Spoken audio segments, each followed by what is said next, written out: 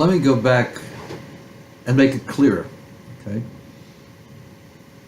According to the history books, Hofra, or Apries Apries,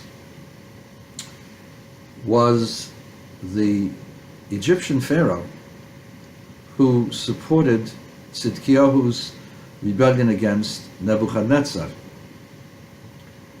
And he could not help the Tzidkiyahu against Nebuchadnezzar and retreated.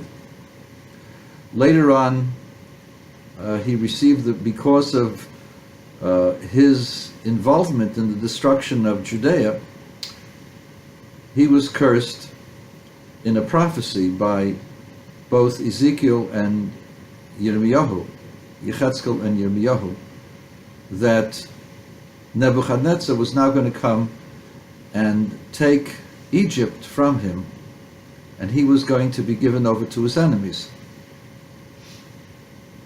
And of course, historians contest this and claim that it never happened. The Babylonians might have entered, but they actually entered to protect Hofra and to get Hofra back his kingship from Amasis, which is strange.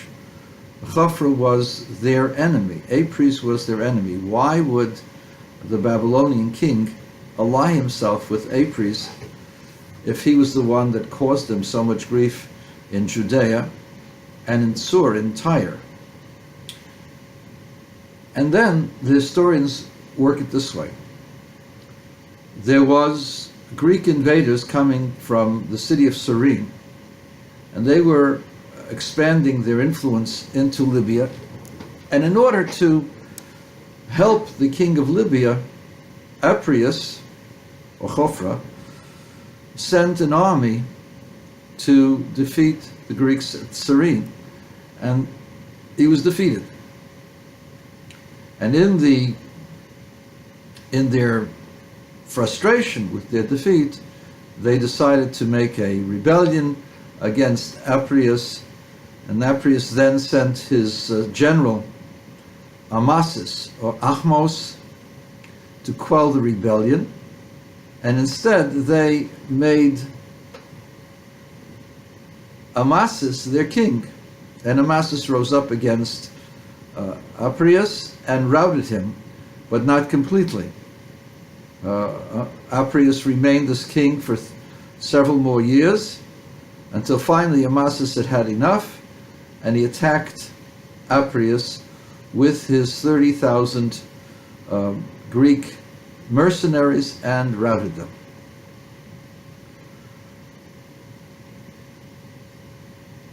This is a very, very strange story. First of all, the city of Cyrene never had more than 10,000 people in it. If you were to believe historians, Amasis had an army of about 120,000 Egyptians. Now, even if it wasn't 120,000, let's say it was 20,000 soldiers, they could have overrun Cyrene quite easily. So you say it was fortified, 30,000 soldiers. Look, if this army could overrun Memphis, which was a fortified city of the Egyptians, and rout Apries, that he had to run to the Babylonians, then it certainly could have taken the Cyrenians. The whole thing does not make any sense at all. Furthermore, Cyrene was populated by Greeks. According to the historians, Apries had 30,000 Greek mercenaries. Now why, if he has 30,000 Greek mercenaries, does he decide to attack a Greek city to help the king of Libya? His own army has a significant number of mercenaries to protect him that are Greek. They would not have looked kindly at an adventure to take out their brethren in Cyrene. It does not make sense at all. Then it gets even more bizarre. After Apries Apries is really Apries with the US, because the Greeks, they didn't end their words with an A like Hofra. They made it Hofrus or Hofrius, Apries, and that's why you have Apries, IES, because that's a change of the way the Greeks pronounce it. But the actual pronunciation is Hofra or Hofra. And the Greeks made it Apries, and it became Apries. At any rate, Hofra, that's how he's called in the Jewish Bible, is routed by Amasis. Okay, that's fine. Even though Hofra is protected by 30,000 Greek mercenaries, but Amasis' army is 120,000 Egyptians. I wonder if you believe that. They had 120,000 Egyptians in the army. How could they be routed at Cyrene, which the city only had 10,000 people? Maybe could have offered a resistance of 5,000 Greeks at the most. Here they're defeating 30,000 Greeks. You believe that? I don't. And then after they rout the Greeks, and Apries, or Hofra, runs to the Babylonians attack the Greek mercenaries, who at this point are now protecting Amasis. That doesn't make any sense. Amasis attacked the Greek mercenaries, and now they are part of the vanguard of defense. Well, you're going to say that because Amasis dealt kindly with the Greeks, and therefore the Greeks were loyal. Why would they be loyal if you had just defeated them and killed many of them just a couple of years earlier? It does not make sense that Apries or Hofra would be attacking the Greeks first and foremost with the Babylonians if the intended party was the Egyptians. And if he was coming, wouldn't some of the Greeks go over to his side? Why would they be fighting against him? He was their king, or he was the one that treated them so nicely, according to Herodotus, according to the ancient books. The whole thing is bizarre. They couldn't defeat 10,000 Greeks, then they defeat 30,000 Greeks. 10,000 population, not even soldiers, the 30,000 are Greek soldiers. The events there are absolutely, completely convoluted.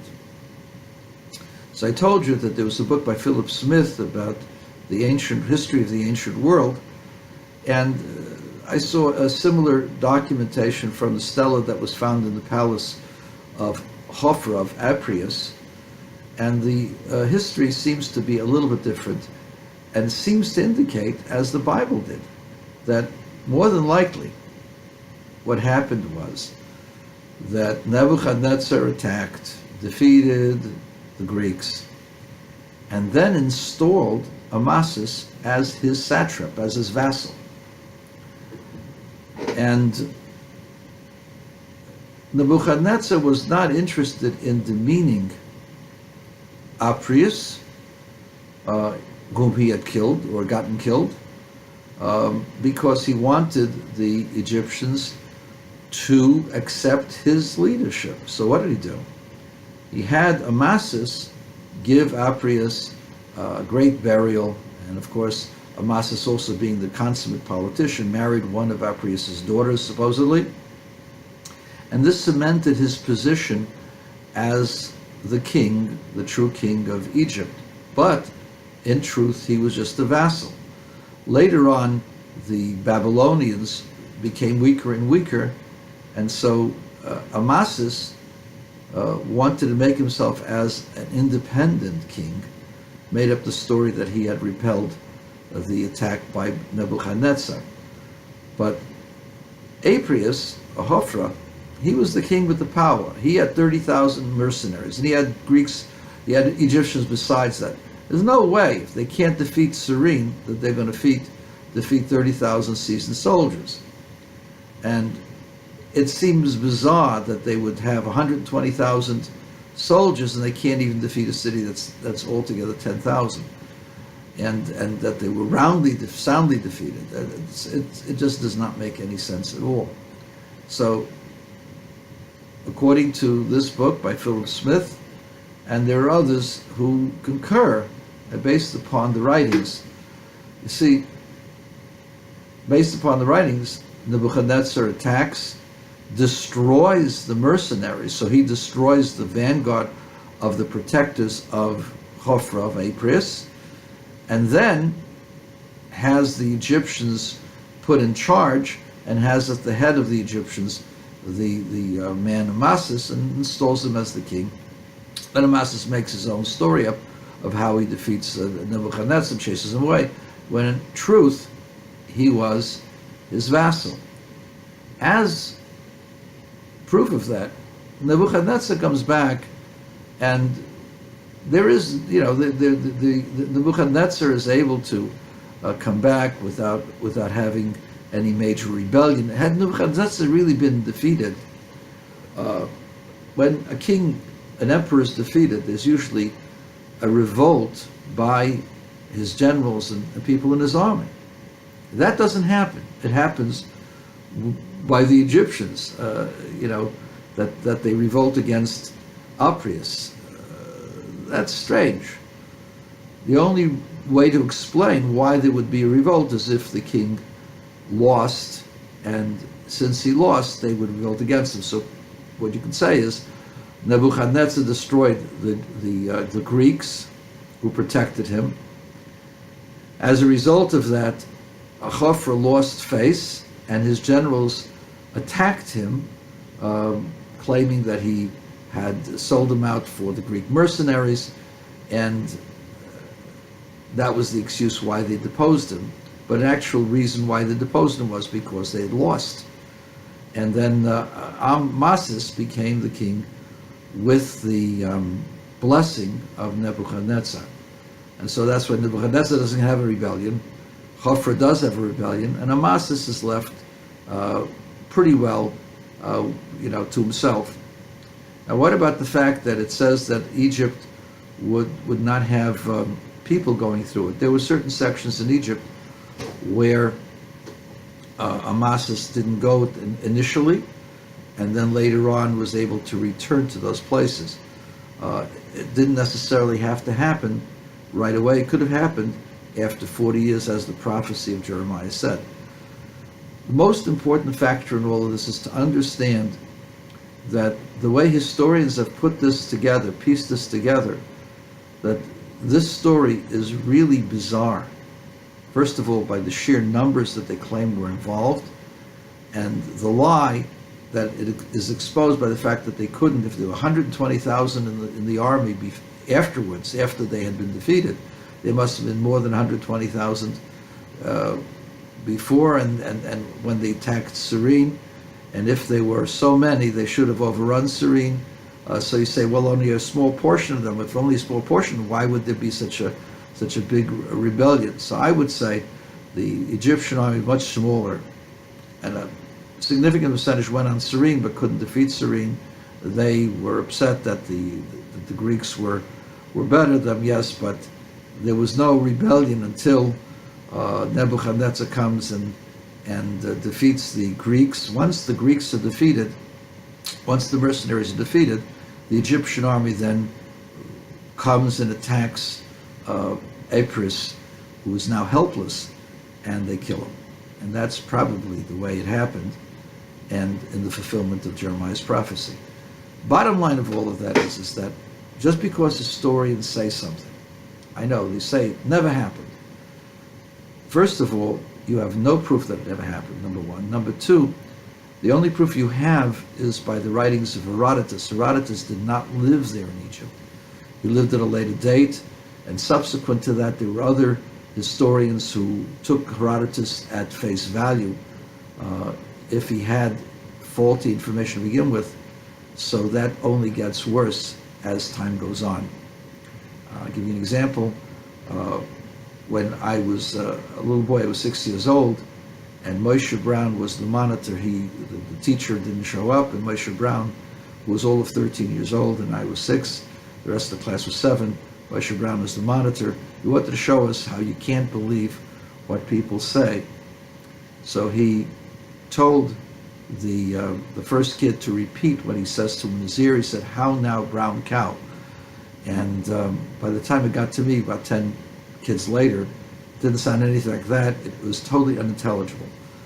And it became so bizarre, so convoluted after several exchanges. So history, even good history, has to be fact-checked and has to be thought through. And don't use history books to question the Bible. Say, well, history says it didn't happen. As I told you before, we're big skeptics. If Jeremiah's prophecy or Ezekiel's prophecy did not come true exactly as they said, they would not have canonized those books. They would not have included those books as prophecy books.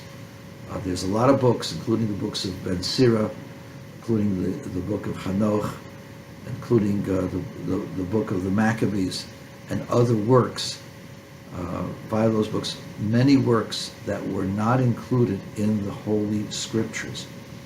And they wanted to exclude the book of Ezekiel because many of the things that Ezekiel talks about are contradictory to Jewish law.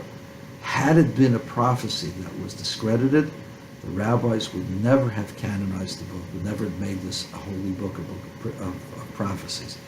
It would not have been accepted, it would not have been transmitted. That is the case, and we can now go on.